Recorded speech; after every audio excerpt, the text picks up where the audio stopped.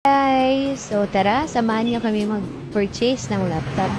Kasi kung maalala niyo, binenta natin yung luma kong laptop. Yun pala yung gagamitin natin pang... So, andito na ako sa van, nakasakay na. Yan, ipinlagad. Kasi ang bilis naman nitong Reros 90 seconds lang. And nakadating na tayo sa Robinsons. Dito tayo sa Robinsons, Santiago. So, dahil bawal magbaba sa Robinson mismo, naglakad tayo. Yan, papasok na tayo. Paket tayo second floor. Third floor nga pala yung mga gadgets tsaka yung mga appliances. Yan, tinry nga muna natin yung Huawei kaso hindi kaya ng budget. So, lumipat ako dito sa may Acer. And si Kuya, nag-iisip kung pauutangin ako.